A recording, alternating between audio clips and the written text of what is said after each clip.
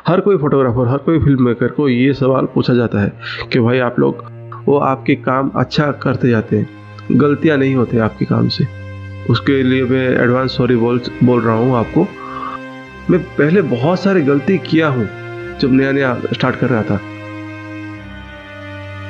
अब बहुत सारे लोग हमें ये सवाल पूछते हैं कि आप फोटो शूट के लिए और वीडियो शूट के लिए इतना ज़्यादा चार्जेस क्यों लेते हो। अब ये सवाल से मैं तंग आ चुका हूँ। मतलब इतना सुन के मैं, हर कोई पूछता है कि आप इतना चार्ज क्यों करते हो। और ये सिर्फ मेरे तरफ सीमित नहीं है, मतलब ये हर किसी को ये पूछा जाता है। हर कोई फोटोग्राफर, हर कोई फिल्म मेकर को ये सवाल पूछा जाता है कि भाई आप लोग 15,000 20,000 फोटोशूट के लिए क्यों लेते हो। आप 20 से 25,000 रुपया 5 मिनट के वीडियो बनाने के लिए क्यों लेते हो। फोटो तो फोटो ही होता है, वीडियो तो 5 मिनट का वीडियो होता है। इसमें इतना क्या है कि आप 20-20 हज़ार ले लेते हो, 25,000 लेते हो एक वीडियो बनाने के लिए। वो 100 फोटोज़ देने के लिए आप 15,000 20,000 रुपये लेते हो। तो आज का ये वीडियो उन सारे कस्टमर्स के लिए, उन सारे हमारे ऑडियंस के लिए जिनको पता नहीं है कि ये काम क्या होता है एग्जैक्टली। ठीक है, हो सकता है एज एन कस्टमर और ऑडियंस आपको मेरी बात बुरा लगे, उसके लिए मैं एडवांस सॉरी बोल रहा हूँ आपको। लेकिन जो है वो है, मैं आपको बताना बड़ा इम्पोर्टेंट है मेरे लिए। मैं आज ये बात को ब्रेक डाउन करना चाहता हूँ। तो हमारे लिए कस्टमर 2 तरह के होते हैं। मतलब जहाँ ये सवाल आता है कि आप क्या ही कर लेते हो कैमरा से, क्या आप इतना चार्ज करते हो, तो ये 2 टाइप के लोग पूछते हैं। पहले जो लोग होते हैं वो एरोगेंट लोग होते हैं। उनको लगता है उनको सब कुछ पता है, उनको लगता है कैमरा का किसी काम का नहीं है। उनको लगता है मोबाइल का जो कैमरा है वो DSLR के बराबर है। मुझे इनफैक्ट कुछ लोग बोले भी हैं कि भाई मोबाइल में तो इतना अच्छा कैमरा है तो आप क्या ही कर लेते हो ज़्यादा, ये DSLR लेके, इतना बड़ा बड़ा कैमरा लेके आप दिखावे के लिए लाते हो। ऐसा भी बोला गया है कि आप कैमरा को दिखावे के लिए लेके आते हो, काम तो कुछ है नहीं, मेरा मोबाइल इससे अच्छा खींच लेता है। तो वैसे लोगों को मैं एक ही बात कहना चाहता हूँ, आप जाओ खुद का शादी खुद फोटोशूट कर लो। कोई फोटोग्राफर को बुलाने की ज़रूरत नहीं है, कोई वीडियोग्राफर को बुलाने की ज़रूरत नहीं है। कोई आपके पैर नहीं पड़ रहे हैं कि हमें काम दे दो, हमें काम दे दो, नहीं। ठीक है, खास करके जो हम मेरे जैसे लोग हैं वो तो आपके लिए कभी काम करना भी नहीं चाहेंगे। सिंपल सी बात है। आपका जो भी शादी है, जो भी इवेंट है, मोबाइल निकालो, मोबाइल में खींचते बैठो। आपका पैसा भी बचेगा, हमारा भी टाइम बच जाएगा, उसमें कोई प्रॉब्लम वाली बात नहीं है। अब जो दूसरी कैटेगरी के लोग होते हैं, जो जानना चाहते हैं, जो एक्चुअली में अच्छे लोग हैं, जो जानना चाहते हैं कि मोबाइल फोटोग्राफी और DSLR के फोटोग्राफी में क्या क्या फ़र्क है। और ये जो फोटोग्राफर्स होते हैं, वेडिंग हो चाहे इवेंट हो, और फिल्म मेकर्स होते हैं, ये इतना चार्ज क्यों लेते हैं, इसके पीछे क्या एग्जैक्ट कारण क्या है, उनको पता नहीं होता है, उनको नॉलेज नहीं होता है। वो जेन्युइनली जानना चाहते हैं कि हम इतना चार्ज क्यों लेते हैं। तो ये वीडियो में मैं उनको समझाना चाहता हूँ कि पैसा क्यों लगता है। तो सबसे पहला पॉइंट है, फोटोग्राफी होता क्या है या फिल्म मेकिंग होता क्या है।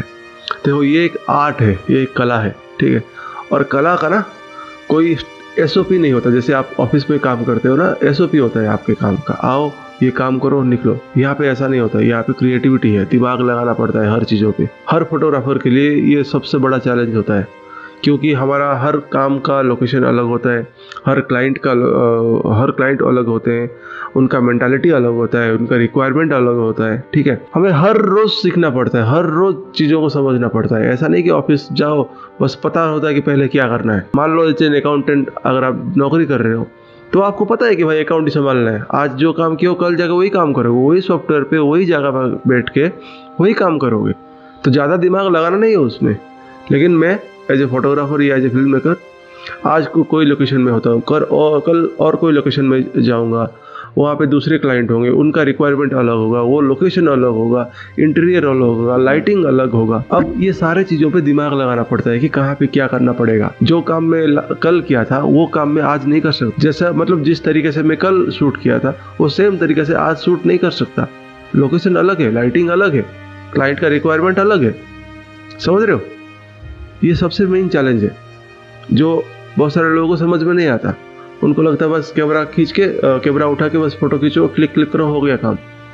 ऐसा नहीं होता। ये हो गया पहली बात। दूसरी, आपको लगता है कैमरा बहुत सस्ता आता है, राइट। एक कैमरा 2-2 लाख से स्टार्ट होता है। प्रोफेशनल कैमरा की बात कर रहा हूँ, 2 लाख 2.5 लाख से स्टार्ट होता है, 5 लाख 6 लाख तक जाता है। चलो कोई आप छोटे फोटोग्राफर को, मतलब छोटे तो कोई होते नहीं है, जो स्टार्टिंग ज़्यादा एक्सपीरियंस इनके पास नहीं है, उनको भी बुलाते हो। उनके पास भी जो कैमरा रहता है वो लाख रुपए का रहता है, ठीक है। सभी प्रोफेशनल कैमरा कहा जाते हैं उसको। उसके बाद सिर्फ कैमरा से कुछ नहीं होता, कैमरे के बाद लेंसेज चाहिए होते हैं। हर फोटोग्राफर के पास 3-4 अलग अलग लेंसेज होते हैं। एक वाइड एंगल लेंस होता है, एक टेलीफोटो लेंस होता है, एक प्राइम लेंस होता है, एक मैक्रो लेंस होता है। अब एक एक लेंस पे लाखों रुपया का खर्चा होता है। ये कौन, मतलब कितना बड़ा खर्चा है, आपको आइडिया है? आपके इंजीनियरिंग या MBA में जितना खर्चा नहीं होता है ना, उससे ज़्यादा खर्चा यहाँ पे है। अब ये यहाँ पे सिर्फ खर्चा नहीं रुका, लेंस और कैमरा से सब कुछ नहीं होता। ट्राइपॉड चाहिए होता है, लाइटिंग चाहिए होता है, और फ्लैश चाहिए होता है। उसके लिए बहुत सारे एक्सेसरीज चाहिए होते हैं। अगर कोई फिल्म मेकर है, उनका तो दिमाग का लेने के देने पड़ जाते हैं। उनको गिम्बल चाहिए होता है और फिल्टर्स चाहिए होते हैं। ये सब चीज़ का अलग अलग कॉस्ट आता है। एक एक गिम्बल 50,000 60,000 का आता है। एक एक ट्राइपॉड 5-5 6-6 हज़ार का आता है, ठीक है। वो छोड़ो, बैटरी, कितना बैटरी खर्चा होता है, कुछ आइडिया है आपको? एक एक बैटरी 5-5 हज़ार का आता है। वो से 4-5 बैटरी कैरी करना पड़ता है। एक एक SD कार्ड, जो कार्ड लगते हैं ना, वो 5-5 6-6 हज़ार से स्टार्टिंग होता है। प्रोफेशनल कार्ड अप टू 20,000 30,000 तक जाता है, एक एक मेमोरी कार्ड, ठीक है। ये आपका मोबाइल में लगने वाला कार्ड नहीं है जो 500 रुपये में आता है। ये हाई क्या कहते हैं, रीड एंड राइट स्पीड वाले कार्ड होते हैं, जो हज़ारों रुपये का आता है। एक कार्ड इधर उधर हो गया तो पूरा 8-10 हज़ार रुपया गया। ये सारे खर्चे होते हैं। अब ये सारे खर्चे के बाद आता है एडिटिंग। सबसे पहली बात, एक एडिटिंग सिस्टम की ज़रूरी होता है, जो कम से कम मतलब अगर आप फोटोग्राफर है तो उनके लिए 60-70 हज़ार वाले सिस्टम की ज़रूरत होती है।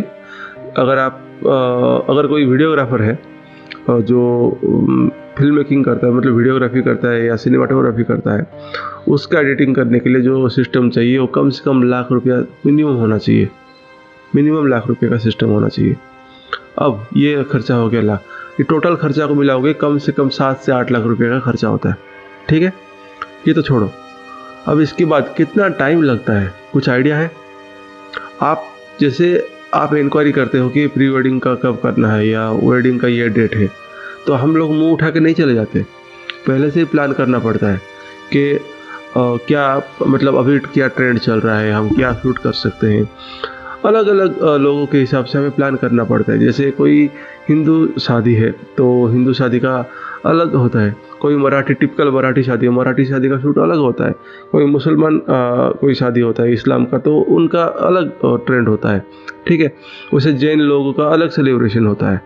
ये सब अलग अलग हमें सोचना पड़ता है कि कोई कौन सा क्लाइंट को क्या चाहिए। उसको कहा जाता है प्री प्रोडक्शन। तो अब हर प्रोडक्शन का ना 3 लेवल होता है, ठीक है। समझा देता हूँ मैं आपको। एक प्री प्रोडक्शन होता है, उसके बाद प्रोडक्शन होता है, उसके बाद पोस्ट प्रोडक्शन होता है। प्री प्रोडक्शन मीन्स प्लानिंग होता है, ठीक है, कि कैसे शूट करना है, क्या करना है, वो सब प्लानिंग में जाता है। प्रोडक्शन मतलब जो शूट का दिन होता है उसको प्रोडक्शन कहा जाता है, जहाँ पे शूट होता है। जैसे आपका प्री वेडिंग हो गया या वेडिंग हो गया वो। उसके बाद पोस्ट प्रोडक्शन मतलब एडिटिंग में जब जाते हैं। अब देखने वाले लोगों को ये लगता है कि ये लोग का बढ़िया है यार, 2-3 घंटे का शूट करो, 20-30 हज़ार कमा दो, चले जाओ, पैसा लेके चले जाओ। बट ऐसा नहीं होता। प्रोडक्शन जो होता है ना, वो सिर्फ 20% काम होता है, ठीक है। 80% काम प्री प्रोडक्शन और पोस्ट प्रोडक्शन में होता है, ठीक है। पैसा उसी चीज़ का लिया जाता है, समझ रहे हैं? प्री प्रोडक्शन में, पोस्ट प्रोडक्शन में सबसे ज़्यादा टाइम लगता है। 3 घंटे का शूट है, उसको एडिट करने के लिए 3 दिन चले जाते हैं। समझ में आ रहा है? अभी पैसा इसीलिए लिया जाता है। उसके बाद एक एक्सपीरियंस होता है, ठीक है। जो नया नया लोग होते हैं ना, वो कम चार्ज करते हैं। जो क्या कहते हैं, एक्सपीरियंस वाले फोटोग्राफर्स हैं या सिनेमाटोग्राफर्स हैं, वो लोग ज़्यादा चार्ज करते हैं। उसका भी एक रीज़न है वो लोग क्यों चार्ज करते हैं। जैसे मैं 2017-18 से काम कर रहा हूँ, मैं बहुत सारे प्रोजेक्ट में काम किया हूँ। अब 2024 में आ गया हूँ मैं, ठीक है। अगर आप मुझे आज हायर करते हो किसी काम के लिए भी, आपके वेडिंग के लिए या प्री वेडिंग के लिए या इवेंट के लिए भी, तो मुझे उस चीज़ का एक्सपीरियंस है। मैं पहले बहुत सारे गलती किया हूँ जब नया नया स्टार्ट कर रहा था, तो वो सारे गलती आपके वेडिंग या आपके इवेंट में नहीं होगा, क्योंकि मैं गलती नहीं दोहराता, कोई भी नहीं दोहराती, बार बार सेम गलती नहीं करते। और बिगिनर फोटोग्राफर या फिल्म मेकर होते हैं, वो कम चार्ज करते। और जो एक्सपर्ट लोग होते हैं ज़्यादा चार्ज करते हैं, क्योंकि उनका एक्सपीरियंस का भी एक पैसा होता है, एक काउंट होता है। जैसे कोई आप अकाउंटेंट है जो नया नया फ्रेशर अगर ज्वाइन किया है तो उसको 15-20 हज़ार सैलरी मिलता है, लेकिन एक मैनेजर को 80 हज़ार लाख रुपये लेता है। क्यों? क्योंकि उसके पास 10 साल का एक्सपीरियंस होता है। ठीक है, वैसे ही फोटोग्राफर्स और वीडियोग्राफर्स का भी एक एक्सपीरियंस होता है। एक्सपीरियंस के साथ साथ वो आपके काम अच्छा करते जाते हैं, गलतियां नहीं होती आपके काम से।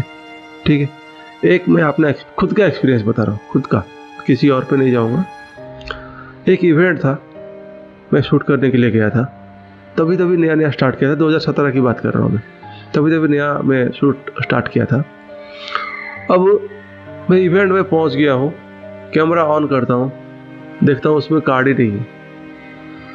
मुझे याद आया कि मैं कार्ड जो है वो मेरे डेस्कटॉप में लगा के चला गया था। इतना मतलब इतने छोटे छोटे मतलब गलती होता है। ठीक है, इस छोटे लेवल पे गलतियां करते हैं। मैं ये एक सिंपल सी बात है, मैं अपनी बात कर रहा हूँ, बहुत सारे लोग ऐसे ही गलतियां करते हैं, लेकिन आज के डेट में क्या मैं वो गलती करूँगा? ऐसे गलती कभी नहीं होगा। एक दूसरा मैं अपनी गलती बता रहा हूँ। एक हम प्री वेडिंग का हम ऑर्डर लिए थे, हमें आया था। हम जो लोकेशन में गए थे वहाँ पे पता चला, पहुँचने के बाद हमें पता चला कि उसका परमिशन लेना पड़ता है, क्योंकि जब हम उससे पहले जब हम गए थे वहाँ पे कोई परमिशन का सीन नहीं था। लेकिन हम जब शूट डे पे पहुँच गए तो पता चला 3-4 दिन पहले ही वहाँ पे लग गया है, सब बाउंड्री लगा दिए हैं, और लोकेशन का शूट का परमिशन लेना पड़ता है। उसके लिए 5 या 6 हज़ार रुपया लगते हैं। तो ये सारी गलतियाँ क्या अभी मैं करूँगा? नहीं। जो भी काम मैं उठाऊंगा तो पहले से ही सब कुछ प्लान करके रखता हूँ कि कौन सा लोकेशन पे होगा, क्या कॉस्ट्यूम होगा, वो सारी चीज़ का मुझे आइडिया है। वो कैसे आया है? वो मुझे एक्सपीरियंस के साथ आया है। तो उस चीज़ का भी पैसा लगता है, क्योंकि आपके प्रोजेक्ट में आप कम से कम टाइम में मैं बढ़िया से बढ़िया काम करके दे सकता हूँ। ये होता है बड़े और एक्सपीरियंस जो लोग होते हैं उनका काम, इसीलिए चार्जेस किए जाते हैं। ठीक है, तो प्लीज़ ना मुझे ना मेरे जैसा किसी और फोटोग्राफर या कोई भी सिनेमाटोग्राफर को आप ये मत पूछिए कि आप इतना ज़्यादा क्यों लेते हो। अगर पूछ भी रहे हो तो एक रेस्पेक्टेबल वे में पूछिए, क्योंकि आपको पता नहीं है ये काम क्या है। जो आप ऑफिस में बैठ के करते हो उससे कहीं ज़्यादा मेहनत वाली काम है फिल्म मेकिंग, इसलिए हर किसी से नहीं होता। हर किसी से जॉब हो सकता है, हर कोई जॉब कर रहा है ना। लाखों लोग ट्रैफिक में लगे हैं, हम नहीं लगे हैं, क्योंकि बहुत मेहनत वाली काम है ये। नो डिसरिस्पेक्ट टू एनीवन, किसी की मतलब किसी के काम को बेइज्जती करने का या किसी को कुछ मतलब क्या नीचा दिखाने का कोई मतलब नहीं है, वो मेरा बात नहीं है। बट द पॉइंट इज, जो आपको लगता है उतना इजी नहीं है फोटोग्राफी या वीडियोग्राफी। आई होप आपको समझ में आ गया होगा। अगर समझ में नहीं आता है, फिर भी किसी चीज़ का डाउट है, तो आप कमेंट में बता सकते हैं, मैं पक्का उस चीज़ का रिप्लाई दूंगा। Thank you so much.